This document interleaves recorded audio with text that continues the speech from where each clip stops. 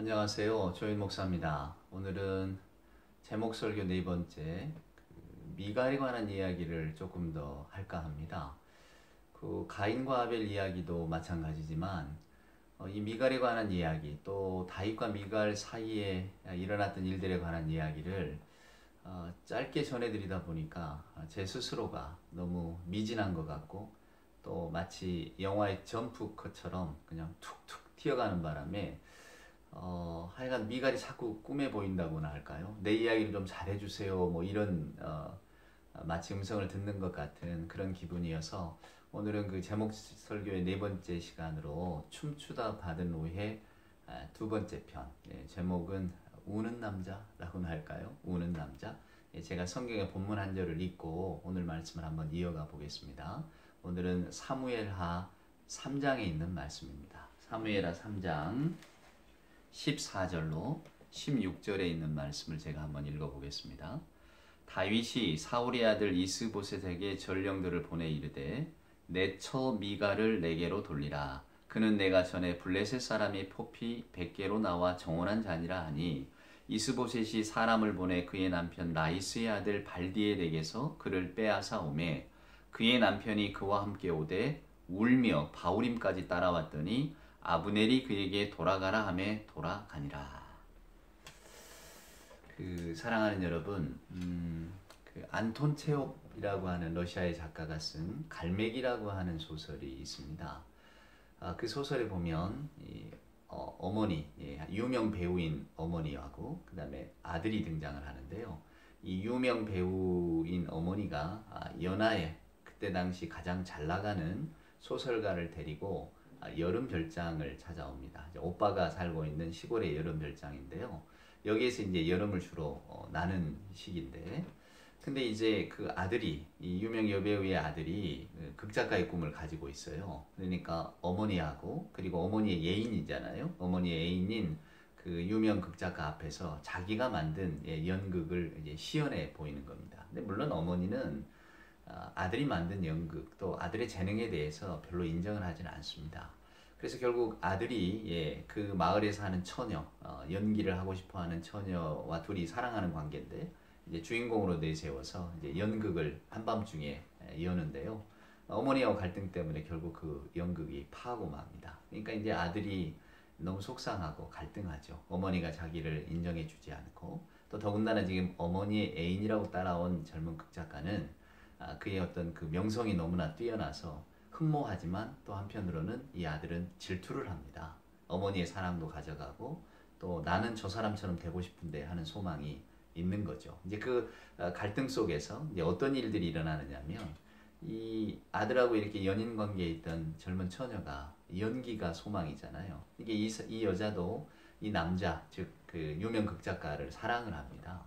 마음에 품고 있죠. 존경하죠. 그래서 이 남자에게 자꾸 접근을 하려고 해요. 결국 나중에는 이제 이 남자하고 어느 정도 이렇게 은밀한 관계가 되어져서 결국은 이제 여름이 끝나고 별장에서 떠나갈 때에 결국 이 처녀 아이가 몰래 따라가게 됩니다.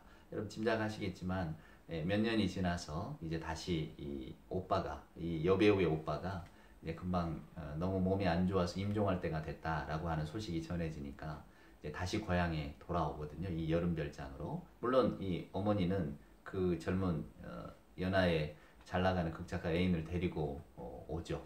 거기서 이제 그 아들과 함께 또 다시 같이 만나게 되는 상황이 있는데 이때 그 아들과 전에 연인 관계였던 그 젊은 처자가 돌아옵니다. 잠깐 만나죠. 이제 그러면서 자기 이야기를 하는 거예요. 물론 다 알려진 이야기지만 자기가 이제 그 젊은 극작가를 사랑해서 따라갔는데 결국 그이하고 사랑에도 빠졌고 또 뭐 그이 아이도 갖게 되고 뭐 이런 우여곡절이 있었지만은 결국은 헤어지고 버림받은 거죠. 자기는 결국 연극 배우로 성공을 못했다.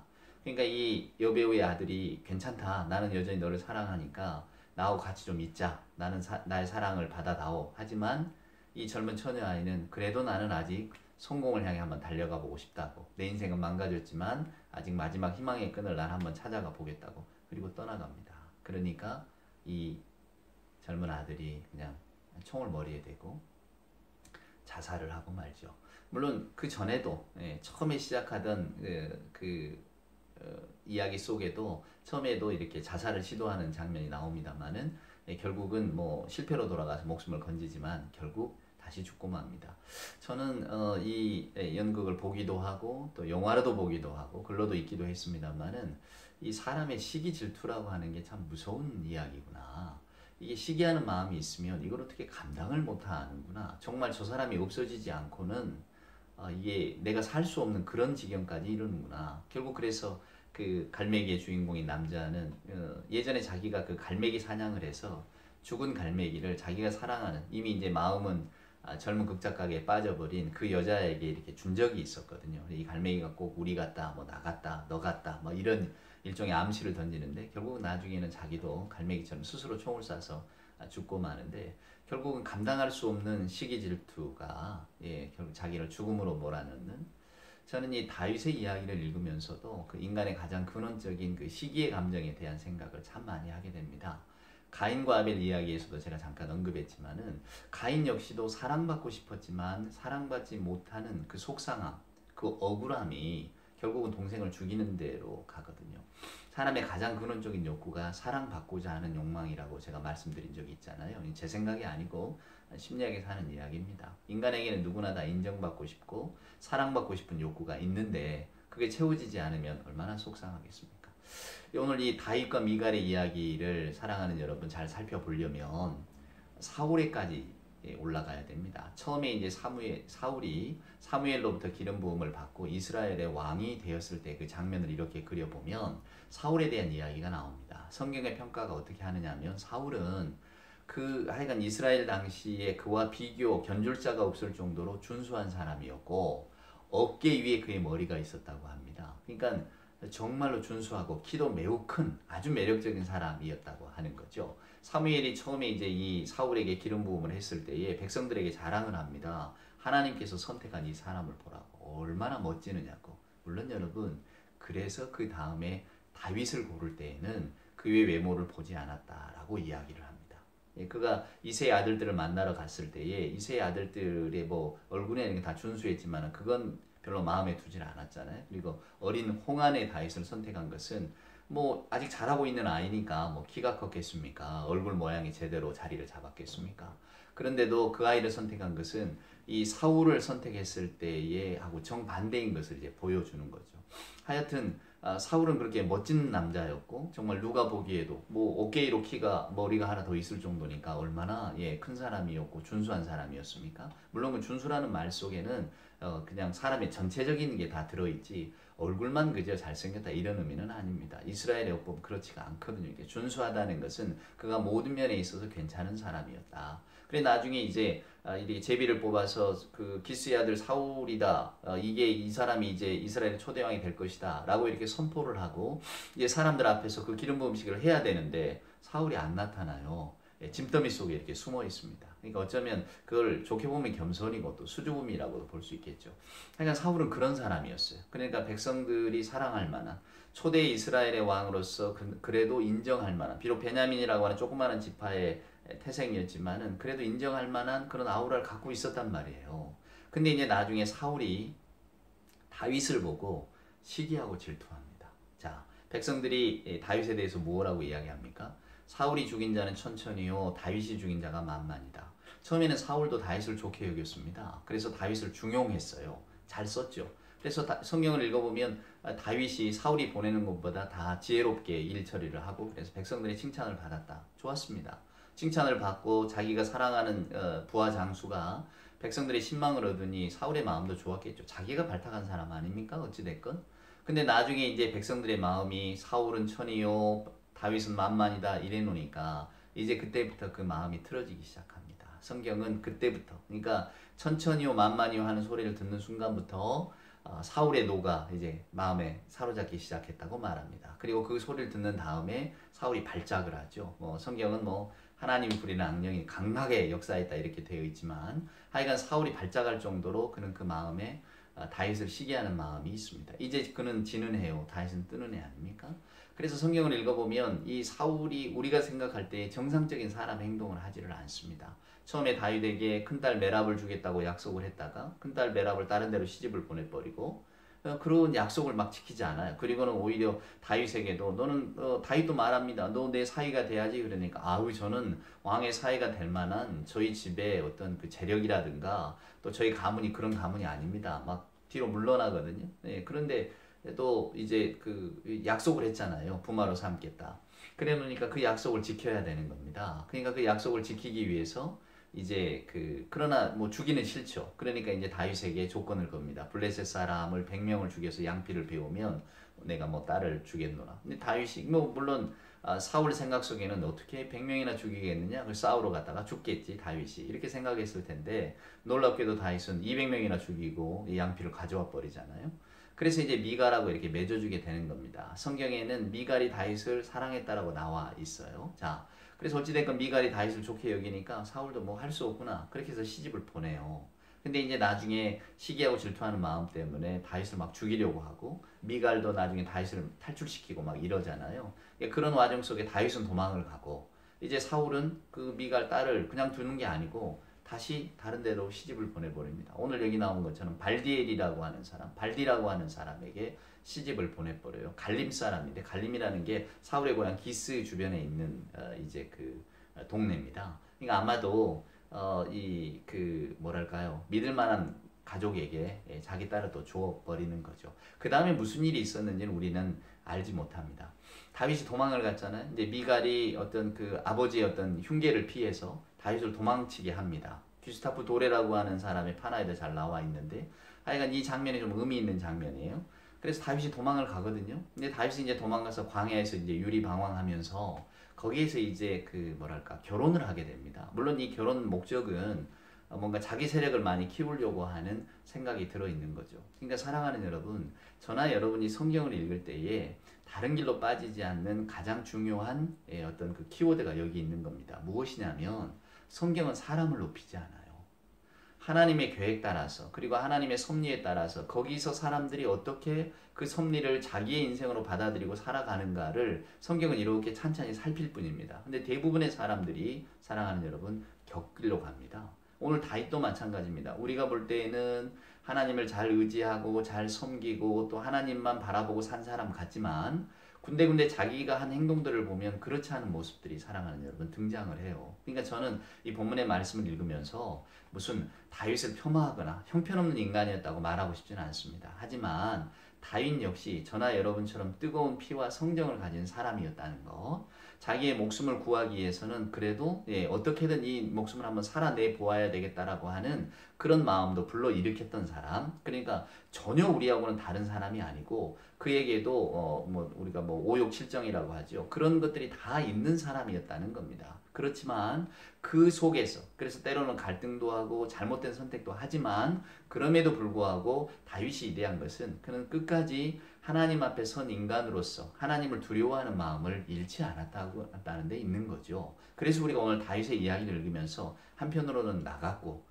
한편으로는 정말 좋은 신앙인의 본 같기도 하고 갈팡질팡하고 좌충우돌하는 것 같지만 결국에는 하나님이 사랑하시는 그 길을 걸어가는 그런 모습이 아름다운 거지. 뭐 실수도 흠도 없이 정말 신앙의 영웅이요 민족의 영웅이요 우리들의 신앙의 표상이다. 여러분 그렇지가 않아요. 다윗은 너무나도 정말 처절하게 그의 인생을 살아내려고 뜨거운 피를 가지고 때로는 죽이기도 하고 또 죽음의 고비를 넘기면서 나름 곤모술수를 가져보기도 하고 인간적으로 상상할 수 있는 것들, 인간이 도모할 수 있는 모든 계획들도 한번 나름 열심히 애써보는, 나중에는 그게 다 후회로 돌아오지만 하여간 그런 삶을 살았던 사람입니다. 그래서 다윗이 유대광야로 도망갔을 때 아이노아미니 뭐 이런 여자들, 아비가일이니 다 이게 헤브론 족속의 사람들이거든요. 그러니까 자기 족속이란 말이에요. 자기 족속의 든든한 뒷받침이 될 수 있는 사람들과 결혼 관계를 맺어가는 것을 보면 다윗 역시도 거기서 살려고, 여러분 뭐 성경 읽으면 아시지만은 다윗이 얼마나 살려고 애를 씁니까? 막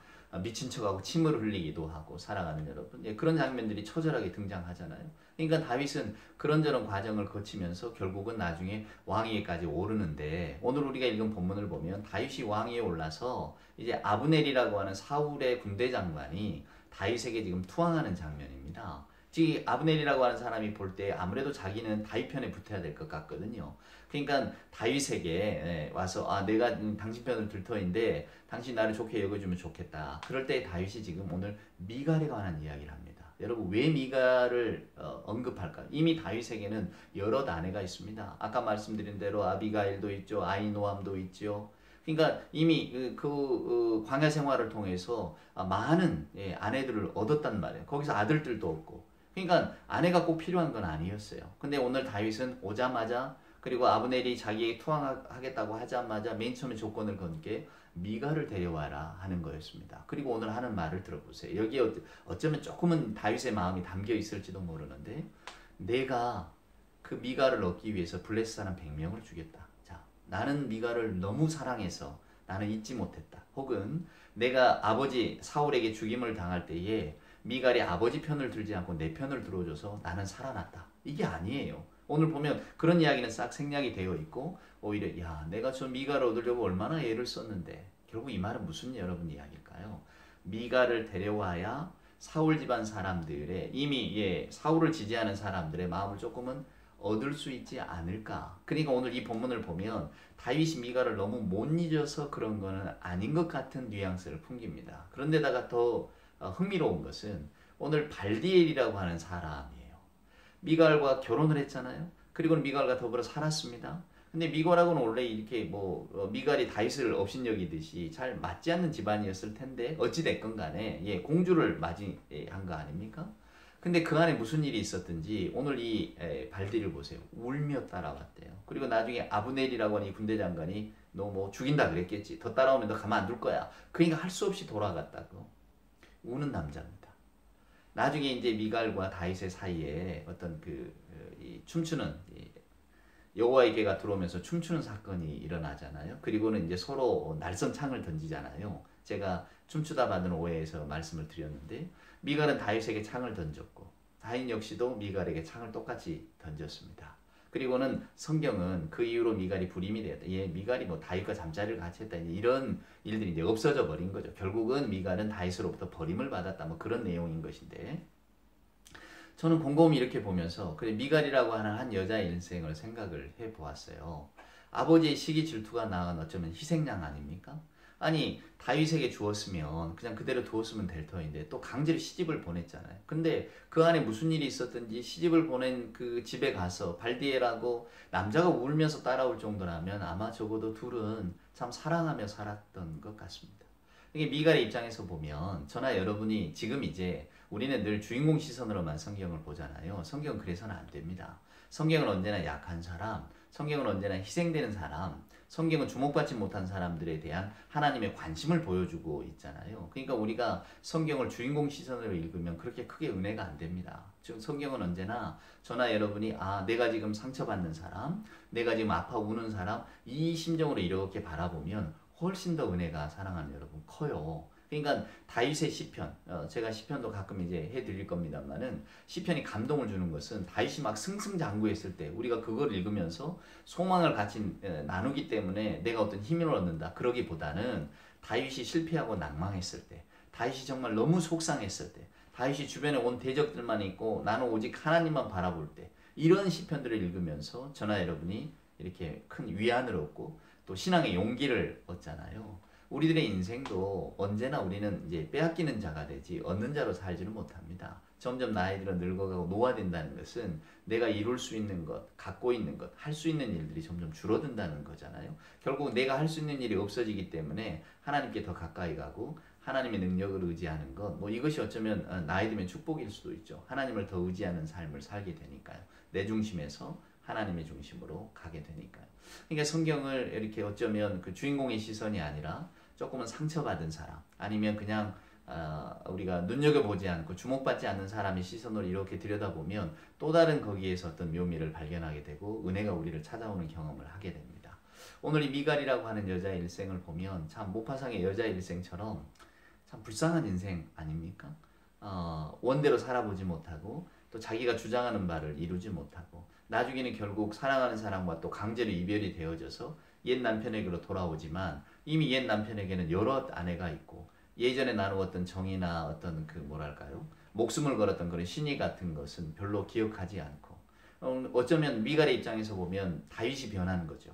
다윗이 변하고 자기에게 옛적의 사랑을 주지 않는 그리고 이미 자기를 정말로 사랑하고 그렇게 철철철 울면서 자기 뒤를 따라왔던 이미 그 남편과는 가까이 갈 수도 없는 그런 입장이 되어버렸으니 정말 구중궁궐이라고 하는 곳에서 갇혀 지내는 삶, 남편의 사랑을 받지 못하고 왕의 총애를 받지 못하는 삶을 사는 여자에게 어찌 좋은 마음이 남아있을 수가 있겠습니까?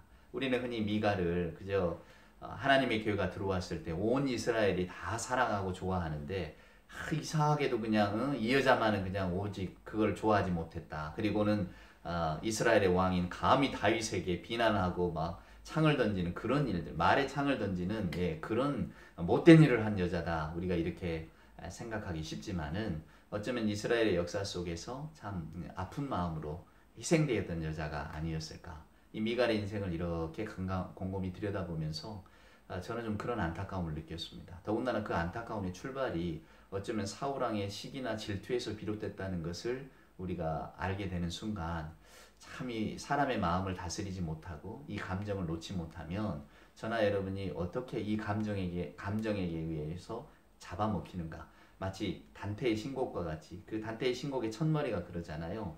어두운 숲속길에서 나는 인생의 중년에서 길을 잃어버렸는데 그때 막 표범을 만나게 되고 사자를 만나게 됩니다. 그런데 실은 그 표범이나 사자라고 하는 것이 다 인간의 마음속에 있는 욕심을 표상하는 거거든요. 뭐 권력이라든가 명예라든가 또 표범도 만나게 되는데 이런 표범들이 전부 그 어떤 정욕을 드러내거나 이런 것들을 상징하는 거예요. 그 상징하는 동물들을 만나면서 단테가 나는 어디로 가야 되지? 내가 내 마음속에 있는 이 욕망을 제어하지 못하고 살았으니 나는 이제 내 인생은 어떻게 되는가? 이런 낭망의 길을 보여줄 때에 이제 베르길루스가 나타나서 그의 삶을 인도하는 거거든요. 그러니까 저는 그런 생각이 듭니다. 사울도 아까 말씀드렸던 것처럼 그는 너무 준수했고 또 뭐 정말로 키도 장대하고 이스라엘 백성들이 다 사모하고 흠모할 만한 외모를 가진 사람, 더군다나 이스라엘의 초대 왕 아닙니까? 베냐민이라고 하는 작은 지파에서 선택된. 그러니까 어쩌면 자부심을 가지고 또 정말 자기 인생을 잘 살아갈 수 있는 사람이었는데 영웅적인 풍모를 가진 사람이었는데 다윗에 대한 시기 질투가 들어오는 순간부터 이 사람이 아주 엉망이 되어버립니다. 결국 그와 또 그의 아들들의 삶까지도 다 파괴하고 심지어는 이 미갈이라고 하는 그의 둘째 딸까지도 그의 인생을 그저 어쩌면 불행 가운데로 몰아넣는 그 일의 시초가 결국은 사울의 시기와 질투에서 비롯된 것을 우리가 곰곰이 생각해 보면 참 인간이라고 하는 존재가 얼마나 연약한가. 또 오늘 우리가 이 성경 말씀을 읽으면서 내가 내 감정들을 또 내 마음의 욕망들에 휘둘리다가는 우리가 정말로 하나님이 우리에게 선물하신 이 복된 삶을 하나님의 자녀로서 잘 살지 못하고 어쩌면 짐승과 같은 삶을 살 수밖에 없겠구나. 그러면서 나 혼자만의 인생이 아니라 내 주변의 모든 인생들을 이렇게 파괴하는 삶을 살아갈 수도 있겠구나. 그런 생각을 하다 보면 정말로 제 마음들이 좀 서늘해집니다. 오늘 미갈의 인생에 대한 이야기를 좀 길게 드렸는데요. 저나 여러분이나 오늘 밤은 미갈이라고 하는 불쌍한 여인을 한번 생각하면서 참으로 저나 여러분이 살아가는 동안에 하나님께서 책망하실 일, 또 하나님이 귀하게 이렇게 만들어주신 사람들에 대한 우리가 얼마나 그들을 배려하고 살아가는가, 또 때로는 내가 상처받고 내가 힘들 때에 이것이 정말 어디에서 비롯된 것인가, 나의 혹은 시기나 질투, 내 마음의 욕망을 내가 다스리지 못해서 그런 것은 아닐까? 라는 생각들을 하게 된다면 아마도 오늘 미갈의 이야기가 참 의미 있는 이야기, 우리에게 오래도록 마음에 남는 이야기가 될 줄로 생각합니다.